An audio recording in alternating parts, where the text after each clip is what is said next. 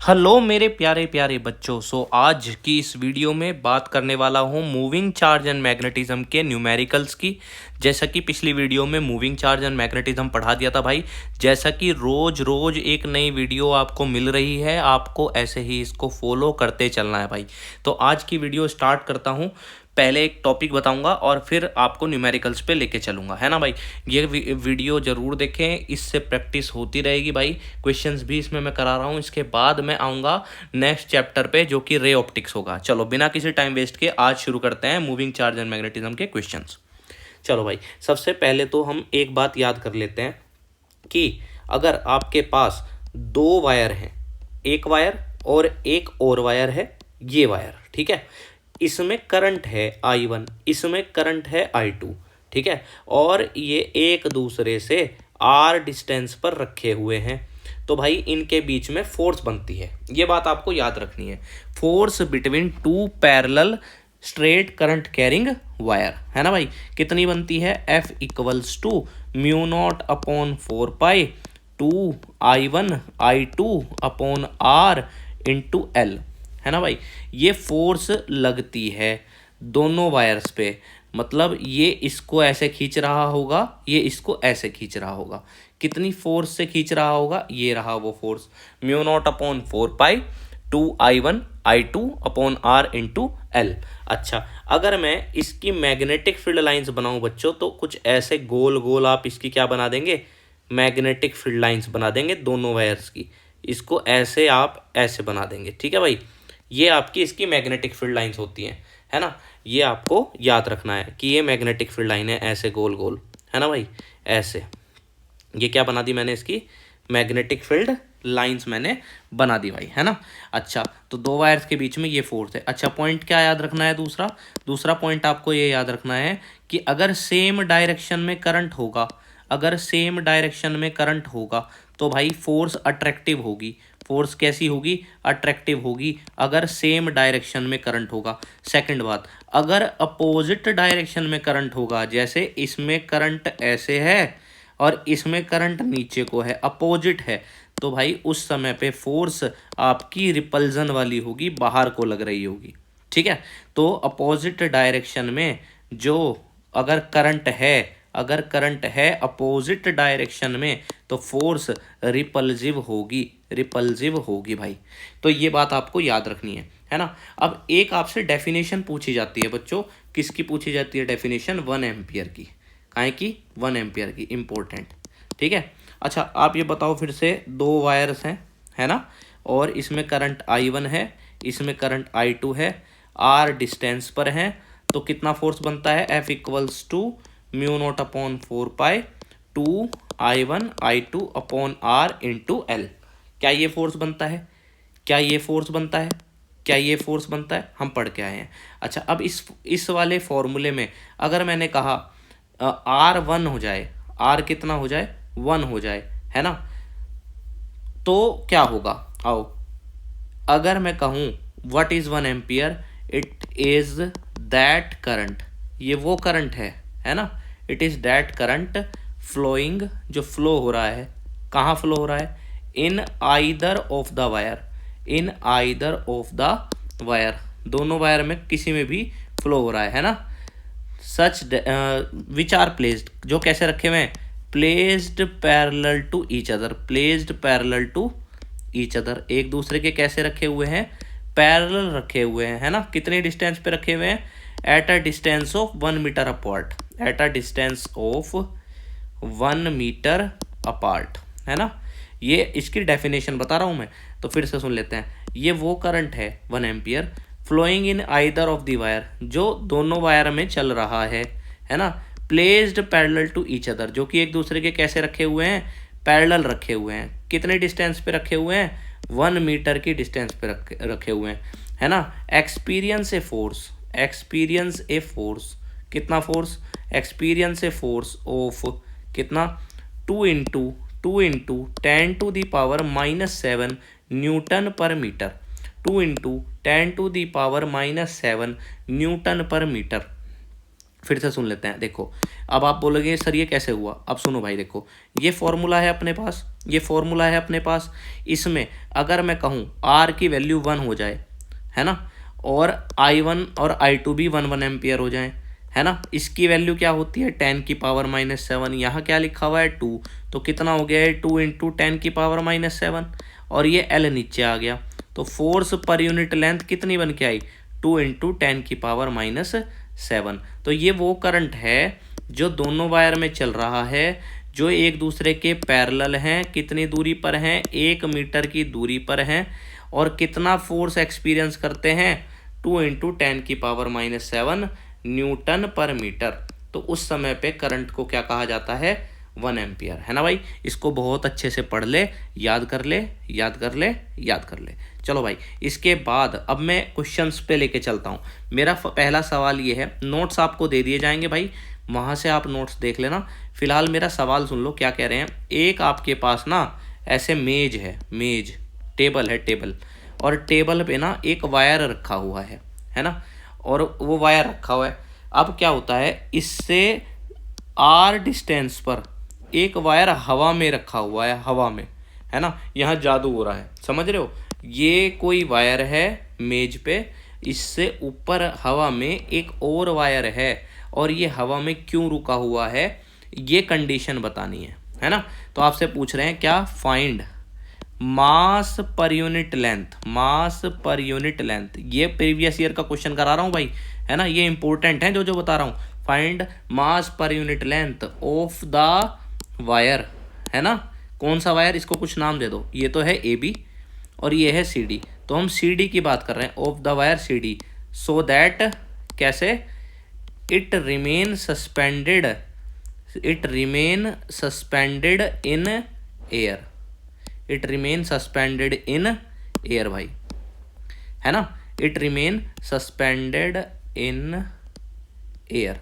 कह रहे कि आपसे सवाल ये पूछ रहे हैं कि इस वाले वायर का मास पर यूनिट लेंथ बताओ जो कि हवा में है ना, हवा में रखा हुआ है ना। तो पहली बात, ये हवा में क्यों है, आप उस पर बात करते हैं थोड़ी सी भाई। इसका वेट होगा, वेट तो नीचे को काम करता है, तो वेट इसका नीचे को काम कर रहा होगा mg, है ना।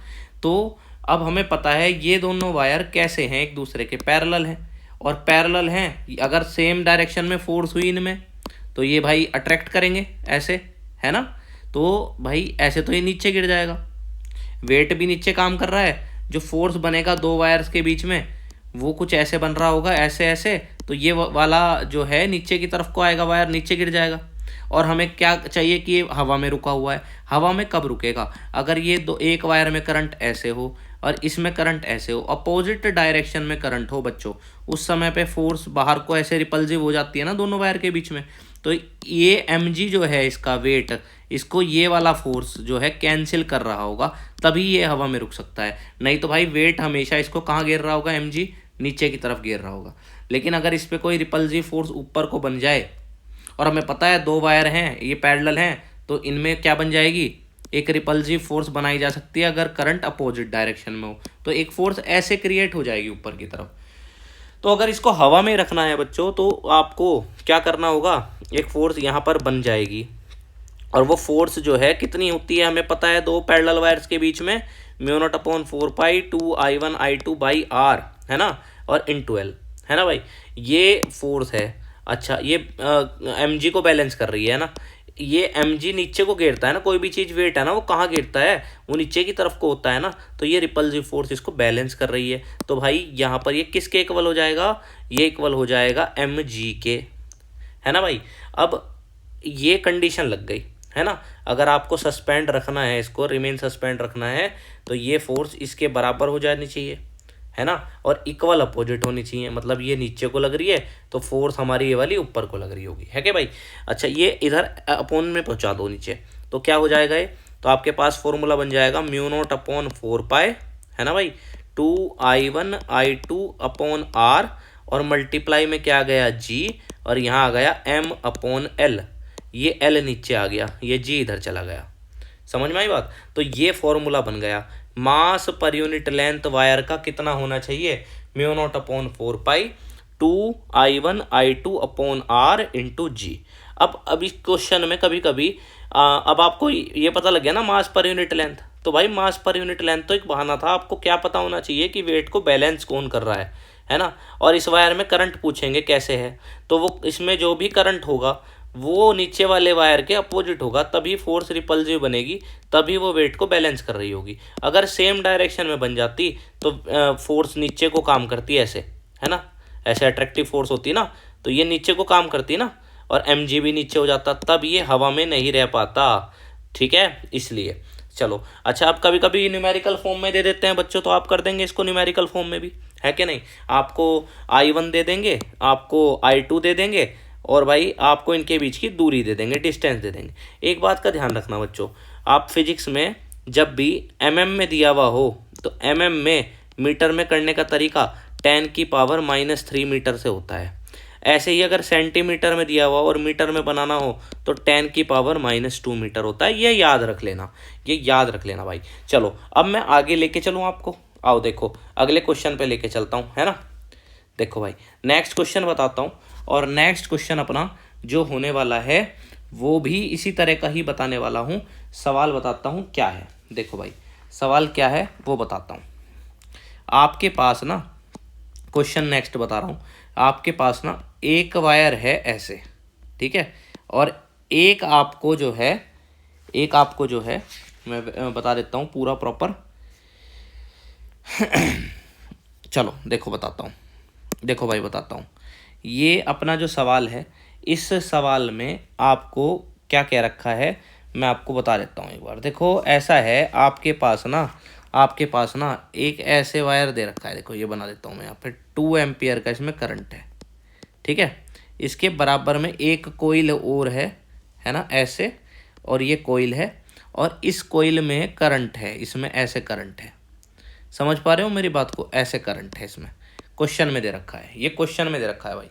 इसकी जो डिस्टेंस है वो 1 सेंटीमीटर है, और भाई इसमें जो करंट है वो 1 एम्पियर का है। इसमें जो करंट है वो कितने का है, 1 एम्पियर का है। आपसे ये पूछा गया कि इस कोइल पर नेट फोर्स कैसी होगी और कितनी होगी, दोनों बातें पूछ ली हैं। इसके बराबर में यहाँ पर एक 2 एम्पियर का वायर रखा हुआ है। ये अपना सवाल है, ये अपना सवाल है। तो इस सवाल को कैसे करते हैं अब वो मैं आपको बता रहा हूँ। नेट फोर्स निकालनी है जो कि कोइल पर लग रही है। आओ देखते हैं कैसे करेंगे, देखते हैं भाई कैसे करेंगे। देखो मेरी बात को ध्यान से सुनना, अब मेरी बात को ध्यान से सुनना।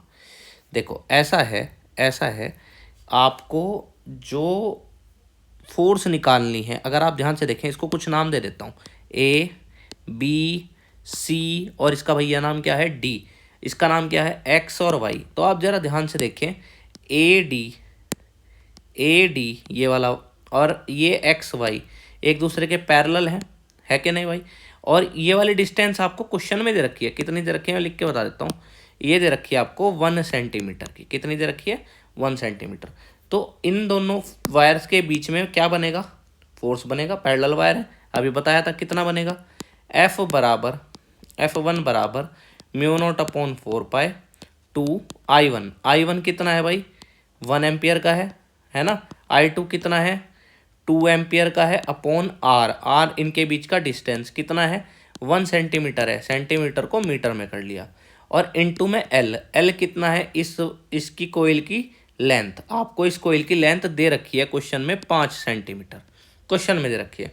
तो 5 × 10⁻², ऐसे हो गया भाई, ऐसे हो गया। इससे ये कैंसिल हो जाएगा, है कि नहीं, और 2 2 4 हो गया, और 4 5 20 हो गया 20। और भाई ये क्या हो जाएगा μ0/4 10⁻⁻7। अच्छा ये फोर्स कैसा बनेगा, ये फोर्स आपका बनेगा अट्रैक्टिव। अब आप बोलोगे कैसे, क्योंकि भाई एक बात बताओ, ये अट्रैक्टिव क्यों बना, क्योंकि भाई दोनों में करंट, इसमें भी करंट और इसमें भी करंट कैसा है, सेम डायरेक्शन में है ना भाई। तो ये बन गया, ये फोर्स बन गया। फिर से अब ये वाली जो आर्म है इसकी, कौन से वाली, सी बी, माय मिस्टेक भाई, सी बी, और आपका जो XY है XY, ये दोनों के बीच में भी फोर्स बनेगा। आओ कितना बनेगा देख लेते हैं, F2 = μ0/4 I1 कितना है, ये करंट इसमें कितना चल रहा था पूरी कोइल में 1 एम्पियर, तो यहाँ कितना करंट है इसमें 1 एम्पियर, तो भाई 1 एम्पियर। I2 कितना है, I2 इसमें कितना है 2 एम्पियर, तो यहाँ क्या आ जाएगा आपका 2, है ना, I1 I2 upon R। R यहाँ से इस वायर से यहाँ तक की दूरी कितनी हो जाएगी, ये 1 है और ये 1 है, कितनी हो जाएगी 2 हो जाएगी, तो ये हो गया 2। और भाई सेंटीमीटर को मीटर में कर लिया इंटू L। L कितना है, L कितना है ये 5 सेंटीमीटर, तो 5 इंटू 10 की पावर -2। इससे ये कैंसिल हो जाएगा, 2 से 2 कैंसिल हो जाएगा, 5 2 जा 10 हो जाएगा, तो 10 और ये कितना हो जाएगा 10 की पावर -7 भाई। अच्छा एक बात बताओ, इसमें फोर्स, इसमें ऊपर को है करंट, इसमें नीचे को है करंट, तो रिपल्सिव हो गया ना, तो ये कैसा फोर्स बन गया, रिपल्सिव बन गया। अच्छा बड़ा कौन सा फोर्स है ये बता दो। अब अट्रैक्टिव वाला तो आया 20 इंटू 10 की पावर -7, जो कि इन दोनों वायर के बीच में आ रहा था। अब एक ये वाला वायर और एक ये वाला वायर, इनमें रिपल्सिव है, वो कितना है 10 इंटू 10 की पावर -7। तो भाई नेट फोर्स कितना हो जाएगा F1 - F2, बड़े में से छोटा माइनस हो जाएगा, 20 इंटू 10 की पावर -7, 10 इंटू 10 की पावर -7, क्या कॉमन आ जाएगा 10 की पावर -7 कॉमन आ जाएगा, 20 - 10 आ जाएगा, यानी कि 10 इंटू 10 की पावर -7, ये आपका क्या आ रहा होगा, आंसर आ रहा होगा। आई होप आपको इतनी बात अच्छे से समझ में आ गई होगी। एक बार मुझे जल्दी से कमेंट में आप बताएं कि ये चीज़ आपको क्लियर हो गई है, ठीक है भाई। तो इस तरह के सवाल को हमें ऐसे करना होता है, समझ में आ गई बात किस तरह से करना है, ये बात आपको क्या रखनी है, ध्यान रखनी है।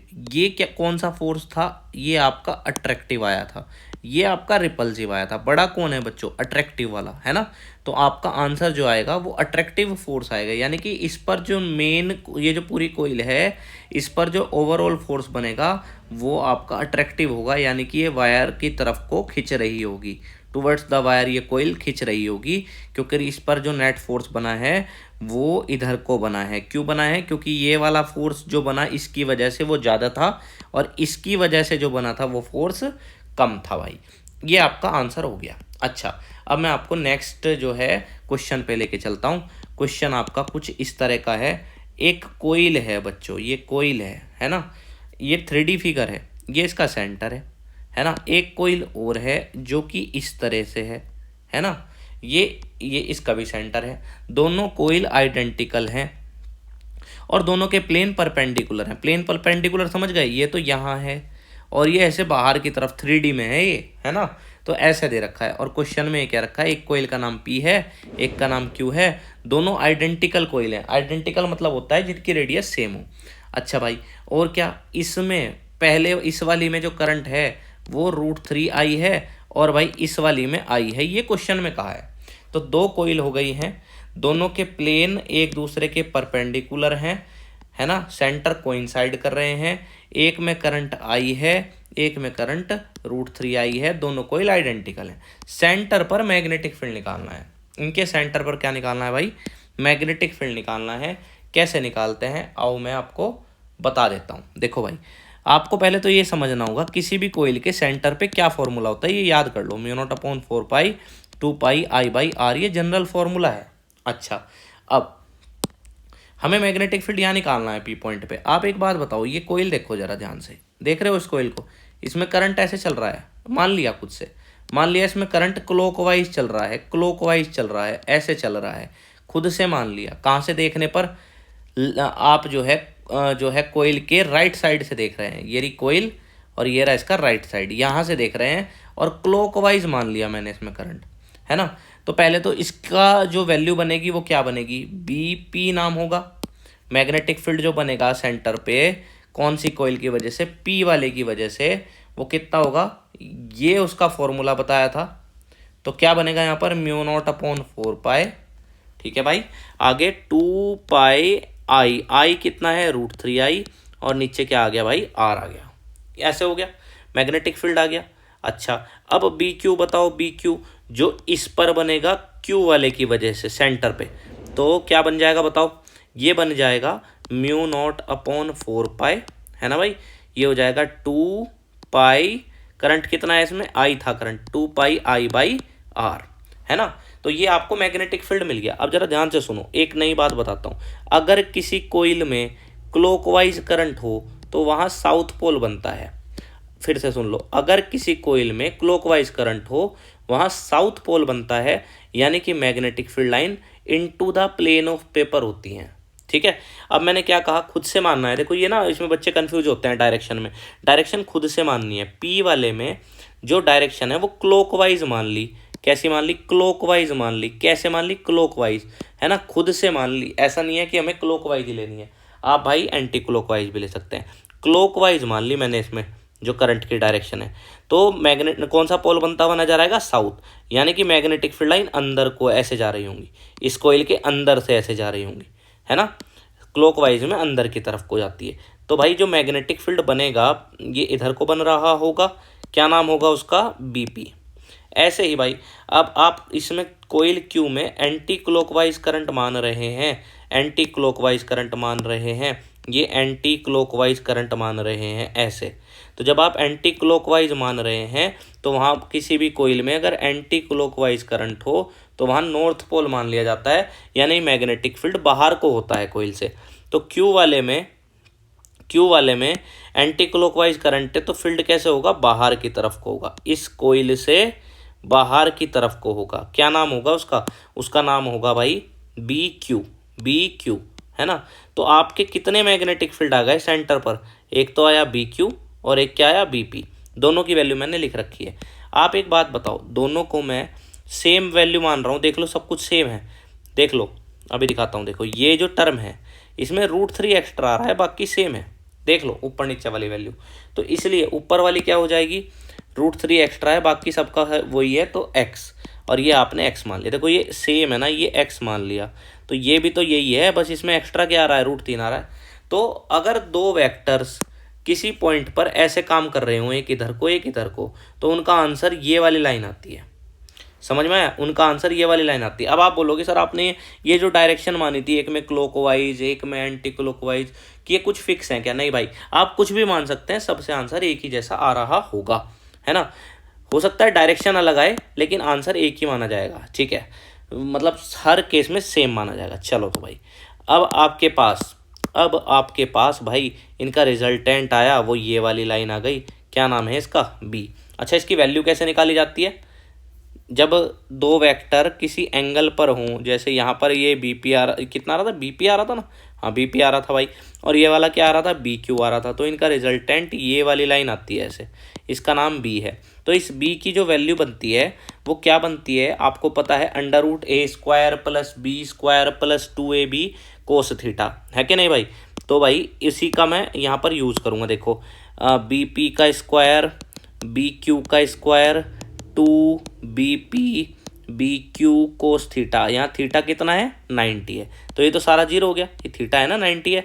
तो भाई जो आपका यहाँ पर मैग्नेटिक फील्ड बनेगा, bp का स्क्वायर, bp क्या हो जाएगा, √3x का स्क्वायर, bq का क्या हो जाएगा, x का स्क्वायर, तो b क्या हो जाएगा अपने पास, बताओ क्या हो जाएगा, 3x² + x², तो क्या हो जाएगा अगली लाइन में, b की वैल्यू आ जाएगी अपने पास √4x², यानी कि कितना भाई, 2x, है ना। सोल्व कर लिया इसको, अब x की वैल्यू रख दो, x की वैल्यू क्या बनाई थी हमने, ये रही μ0/4 पाई 2 पाई I/r, तो μ0/4 पाई 2 पाई I/r, 2 पाई से एक दो बार कैंसिल हो जाएगा, है ना भाई, ये बात समझ में आ रही है, इससे ये कैंसिल हो जाएगा, तो आंसर क्या आ जाएगा, μ0 I/r। इतने टेस्ला का आपका मैग्नेटिक फील्ड सेंटर पर आ रहा होगा भाई, ये आपको याद रखना है, इंपॉर्टेंट है ये सवाल। अच्छा इसकी डायरेक्शन पूछ ली जाती है कि जो आपका मैग्नेटिक फील्ड आया इसकी डायरेक्शन बताओ, तो बच्चों ये जो हॉरिजॉन्टल के साथ नेट लाइन ने, नेट फील्ड ने एंगल बनाया, इसी को डायरेक्शन बोलते हैं अल्फा, और इसका फॉर्मूला होता है tan अल्फा का फॉर्मूला होता है, क्या होता है, b sin theta upon a + b cos theta, ये इसका फॉर्मूला होता है, ये इसका क्या है भाई, फॉर्मूला है। अब अगर ये फॉर्मूला है, ए किसको मानते हैं, बी किसको मानते हैं, इस लाइन को ए मानते हैं, इस वाली लाइन को बी मानते हैं, यानी कि बेस वाली लाइन को ए मानना होता है। अच्छा, तो यहाँ पर tan alpha equals to B, B किसको मानूँ, बी क्यू को, है ना भाई। एंगल कितना है यहाँ 90, 90 तो है, ये रहा ये रहा ये एंगल पूरा 90 अपॉन अपॉन क्या लेंगे ए क्या लेंगे आप, ए बी पी, है कि नहीं भाई। और भाई बी क्या लेंगे, बी क्यू, और यहाँ कोस 90, कोस 90 तो जीरो हो जाएगा, तो ये तो हट जाएगा। साइन 91 हो जाएगा, ये भी हट जाएगा। तो B Q upon B Q क्या था, √3x, है ना। पीछे से देख लो, देखो √3x था क्या, ये रहा √3x था, है ना, √3x। और बी पी क्या था, बी पी वो क्या था आपके पास, फिर से बी क्यू कितना था, मैं ठीक कर देता हूँ भाई इसको, है ना।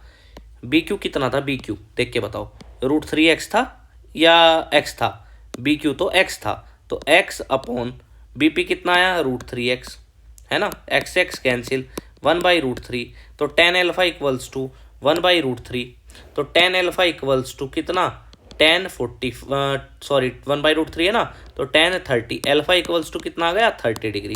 यानी कि डायरेक्शन क्या हो गई मैग्नेटिक फील्ड की, जो उसने हॉरिजॉन्टल के साथ एंगल बनाया, यानी कि एल्फा। ये आपका आंसर हो गया, ठीक है भाई।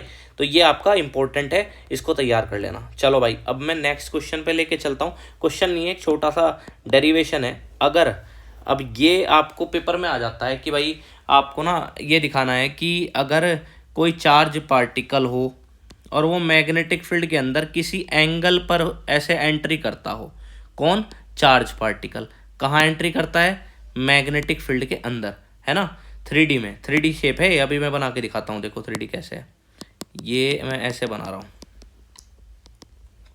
समझ गए। ये थोड़ी सी ना आपको समझने की बात है, ये 3D शेप है, तो ये 3D शेप है।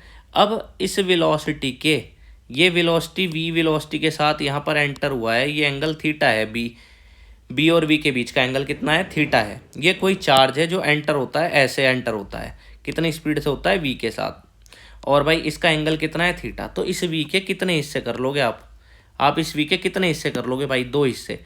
थीटा वाला क्या हो जाएगा, कोस में, और बिना थीटा वाला जो ये वाला कंपोनेंट है, ये हो जाएगा साइन में। अब एक बात ध्यान रखो बच्चों, कोई भी कंपोनेंट हो कैसा, जो कि मैग्नेटिक फील्ड के परपेंडिकुलर हो, ये बाहर को है 3D में, है ना, ऐसे है, तो 90 डिग्री है ना, ये 90 डिग्री है ना ये। तो जब भी कोई चार्ज पार्टिकल 90 डिग्री पर हो मैग्नेटिक फील्ड के साथ, तो वो अपने ही पाथ में ऐसे सर्कुलर मोशन में घूम जाता है। फिर से सुन लो, अगर कोई चार्ज पार्टिकल जो है उसका वेलोसिटी का कंपोनेंट मैग्नेटिक फील्ड के परपेंडिकुलर आता हो, तो उस कंपोनेंट की वजह से वो अपने ही फील्ड में ऐसे घूम जाता है, ठीक है। यहाँ 2 कंपोनेंट हैं वेलोसिटी के, एक तो है कोस वाला, एक है साइन वाला। तो जो साइन वाला कंपोनेंट है वेलोसिटी का, वो मैग्नेटिक फील्ड के कैसे आ रहा है, परपेंडिकुलर, इस वाले की वजह से वो घूम जाएगा। अच्छा भाई, एक कंपोनेंट आप देख रहे हो वेलोसिटी का, ऐसे भी तो आ रहा है ऊपर की तरफ, ऐसे भी तो आ रहा है, तो ये घूमेगा भी, और इस v कोस थीटा की वजह से ऊपर को भी ऐसे चढ़ता जाएगा। तो इसको बोलते हैं helical path. v sine theta ने घुमाया और v कोस थीटा इसे कहाँ लेकर गया, ऊपर की तरफ को ऐसे लेकर गया। मेरी बात समझ में आ रही है। तो इसे हेलिकल पाथ बोलते हैं, एग्जाम में पूछ लिया जाता है। तो ये क्या है, इसका हेलिकल पाथ है, ये क्या है, इसका हेलिकल पाथ है बच्चों, ठीक है भाई। ओहो, ये गायब हो गया। अच्छा भाई देखो, ये था, और यहाँ पे क्या था अपने पास, v कोस थीटा था, ऐसे ही तो था, अरे ऐसे ही तो था बेटे, ये था ऐसे, है ना। ये एंगल कितना था, थीटा, तो ये ऐसे, ये घूम गया, ओ फिर गायब हो गया भाई, फिर गायब हो गया। मैं इसको लिख देता हूँ दोबारा से, v कोस थीटा, ये लो जी, क्या हो गया इसको, लो जी, लो भैया, ये तो बार बार गायब हो रहा है, तो इसको मैं दोबारा बनाना पड़ेगा, दोबारा बना देता हूँ, है ना। समझ में आ गया ना वैसे आपको, है ना, ये बात आपको समझ में आनी चाहिए। अब मैं डायग्राम बना के दिखा रहा हूँ बस इसका, देखो ये बी था, ये कोई चार्ज था, ऐसे 3D फिगर बनानी है, तो थोड़ा सा इसको ऐसे कर दिया था, ऐसे कर दिया था, है ना, ये था, ये ऐसे था। अच्छा, ये चार्ज था, कितना एंगल था, थीटा एंगल था। ये वेलोसिटी का कंपोनेंट कोस में आ गया था, ये वाला कंपोनेंट साइन में आ गया था, साइन ने घुमाया था और कोस ने ऊपर की तरफ को चलाया था। तो ये ऐसे चलता, ये भाई ऐसे गायब हो जाता है, ये गायब हो रहा है बार बार ऐसे, ये था। ठीक है भाई, ये अब ठीक है, बन गया भाई, है ना। ये इस तरह से बन जाएगा, ठीक है, ये इस तरह से बन जाएगा। ये आपको अब याद रखना है, डायग्राम ऐसे है। अच्छा, अब इससे जुड़ी हुई कुछ बातें, इसका टाइम पीरियड याद रखना है, 2πm/bq होता है घूमने का टाइम पीरियड इसके चार्ज का। और ये जो घूमने का टाइम पीरियड है ना, ये ऐसे घूमने का जो टाइम पीरियड है ये 2πm/bq है। याद रखो, वेलोसिटी पे डिपेंड नहीं कर रहा, घूमने की वेलोसिटी पे डिपेंड नहीं कर रहा है टाइम पीरियड। अच्छा, फ्रीक्वेंसी क्या हो जाएगी, फ्रीक्वेंसी हो जाएगी, इसका उल्टा कर दो, 2πm नीचे आ जाएगा और BQ ऊपर आ जाएगा, BQ/2πm, ये आपको याद रखना है। अच्छा, पिच क्या होती है, पिच बताता हूँ। देखो, यहाँ से चले और यहाँ पहुँच गए, एक राउंड यहाँ के पूरा हुआ ना इसका, एक सर्कल है ना, सर्कल यहाँ से चले और यहाँ आके इसका सर्कल पूरा हो रहा है ना, ये ऊपर चल गया ना ऐसे ऐसे। तो ये जो डिस्टेंस इसने कवर करी वर्टिकल, इसको पिच बोलते हैं। तो x बराबर देखो फिर से, ये ऐसे चला यहाँ पहुँचा, तो ये जो डिस्टेंस है ये जो ऊपर की तरफ को कवर हुई है, कौन सी स्पीड की वजह से हुई है, v cos थीटा की वजह से। तो डिस्टेंस बराबर क्या होता है formula, speed into time. Speed क्या है ऊपर जाने की, v cos थीटा, भाई ये ऊपर की तरफ को जाएगा ना, तो ये हो जाएगा, और इनटू टाइम, टाइम कितना आया था 2πm/bq। ये फॉर्मूला आपको याद रखना है। इस फॉर्मूले में भी याद रखो कि टाइम पीरियड वेलोसिटी पर डिपेंड नहीं करता, क्योंकि इसमें फॉर्मूले में नहीं आ रहा वेलोसिटी, ठीक है। तो ये बात आपको क्या रखनी है, याद रखनी है। अब एक चीज़ और सिखा देता हूँ, एक नई टॉपिक बता देता हूँ, उसको बोलते हैं वेलोसिटी सेलेक्टर। अब ये वेलोसिटी सेलेक्टर क्या होता है, इस पर सवाल आ जाता है ऑब्जेक्टिव भी और वैसे भी। अगर कहीं पर दोनों ही तरह के फील्ड हों, कौन कौन से, एक तो आपका इलेक्ट्रिक फील्ड हो ये प्लेट्स की वजह से, और यहाँ पर क्रॉस बना रखा है, क्रॉस का मतलब यहाँ पर मैग्नेटिक फील्ड भी हो, और कैसा मैग्नेटिक फील्ड हो, अंदर की तरफ। तो अगर कोई चार्ज पार्टिकल यहाँ से एंटर करेगा बच्चों, तो क्या होगा, इस पर दो तरह की फोर्स लगेंगी जब ये एंटर करेगा, एक तो मैग्नेटिक फोर्स और एक आपकी इलेक्ट्रोस्टैटिक फोर्स। चार्ज जब फील्ड के अंदर आएगा, ये फील्ड है ऐसे प्लस से माइनस, तो उस पर फोर्स लगती है कि नहीं। तो फोर्स उस पर इलेक्ट्रिक फील्ड की वजह से ऐसे लगी नीचे को, है ना। और यहाँ पर मैग्नेटिक फील्ड भी प्रेजेंट है, ये क्रॉस का मतलब अंदर की तरफ मैग्नेटिक फील्ड है। तो फोर्स जो मैग्नेट वाला बनेगा वो ऊपर की तरफ को बनेगा, FM, है ना। तो अब कुल मिलाकर जब ये चार्ज यहाँ से निकलेगा तो इस पर दो फोर्स लग रही होंगी, एक FM जो कि मैग्नेट वाला है, और एक आपका FE। तो आपको याद रखना है मैग्नेटिक फोर्स किसी चार्ज पर कितनी लगती है, BQV लगती है। ये तो ऊपर को लग रही है, ये कहाँ को लग रही है, ऊपर को। और FE कहाँ लग रहा है, इलेक्ट्रोस्टैटिक फोर्स नीचे की तरफ को लग रही है, QE। तो अगर ये अनडिफ्लेक्टेड निकल जाए, है ना, अनडिफ्लेक्टेड कब निकलेगा ये, जब FM बराबर FE के होगा, FM बराबर FE के होगा, तो ये अनडिफ्लेक्टेड निकल जाएगा। तो उसी कंडीशन में जो स्पीड बनती है उसी को क्या बोलते हैं, वेलोसिटी सेलेक्टर। सेलेक्ट कर रखी है वेलोसिटी, तो BQV QE, है ना, BQV QE बराबर क्यों है, क्योंकि ये अनडिफ्लेक्टेड निकल रहा है। तो अगर कोई चार्ज पार्टिकल कैसे फील्ड में हो, क्रॉस इलेक्ट्रिक और मैग्नेटिक फील्ड में हो। अब आप बोलेंगे क्रॉस इलेक्ट्रिक फील्ड और मैग्नेटिक फील्ड का क्या मतलब है, यानी कि क्रॉस इलेक्ट्रिक फील्ड मतलब ऐसे इलेक्ट्रिक फील्ड है, और मैग्नेटिक फील्ड कहाँ है, अंदर की तरफ, क्रॉस का मतलब ये अंदर की तरफ। तो इलेक्ट्रिक और मैग्नेटिक फील्ड एक दूसरे के क्रॉस बोले जा रहे हैं। तो अगर ये क्रॉस है तो फोर्स जो बनता है उसमें अगर दोनों फोर्सेस की वैल्यू मैग्नेट वाले की और इलेक्ट्रोस्टैटिक की बराबर आ जाए तो बिना किसी डिफ्लेक्शन के सीधा निकल जाएगा, और उस समय पर जो स्पीड होगी उसी को क्या बोल रहे होंगे, वेलोसिटी सेलेक्टर। तो Q से Q कैंसिल हो गया, तो V बराबर E/B। अब इस पर आपका ऑब्जेक्टिव भी बन सकता है। आई होप भाई आपको ये समझ में आ गया होगा। क्वेश्चंस बहुत सारे हैं करने को तो, लेकिन अभी हम वो कर रहे हैं जो ज़्यादा सेलेक्टेड है। आई होप इसको अच्छे से आपने समझ लिया होगा। मिलता हूँ आपसे नेक्स्ट वीडियो में, जिसमें मैं आपको रे ऑप्टिक्स के बारे में पढ़ा रहा हूँगा।